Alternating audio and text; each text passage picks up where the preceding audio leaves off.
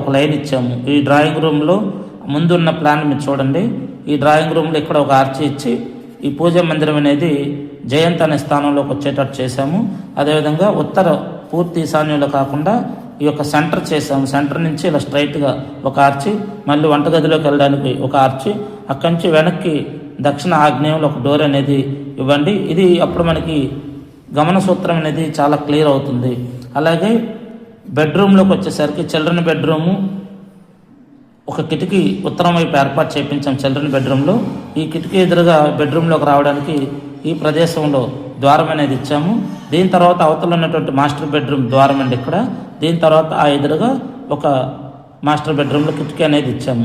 ఈ విధంగా ఒక సూత్రాలయాన్ని అనుసరిస్తే మనకి కిటికీలు ద్వారాలు ఎదురెదురుగా వచ్చాయి. అదేవిధంగా ఇక్కడ చూస్తే కనుక బ్రహ్మసూత్రంలో ఈ మెట్లు వచ్చాయి కాబట్టి ఇప్పుడు మనం మెట్లు మార్చలేము కాబట్టి దీని యొక్క పరిహారం అనేది వాళ్ళు చెప్పడం జరిగింది.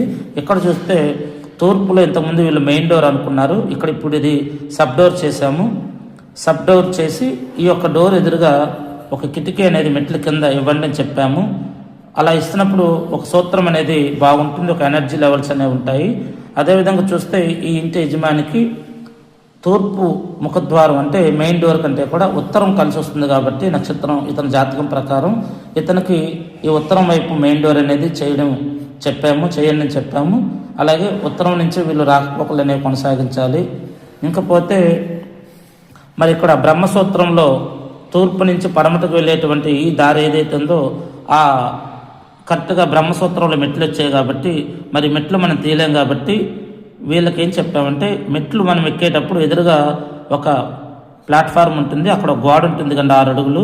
ఆ 6 అడుగుల గోడకి అటువైపు ఒక అడుగు ఇటువైపు ఒక అడుగు గోడ నిర్మాణం చేసి వెంటిలేటర్ అంటే కిటికీ లేదా యూపీవీసీ కిటికీ లేదా ఒక అద్దం పెట్టమని చెప్పాము. అంటే ఒక గ్లాసు. దానివల్ల ఏమవుతుందంటే ఇటు నుంచి వెంటిలేషన్ అంటే వెలుతురు రావటం వల్ల అప్పుడు ఈ యొక్క బ్రహ్మసూత్రం మీద ఉన్నటువంటి దోష ప్రభావం తగ్గుతుంది.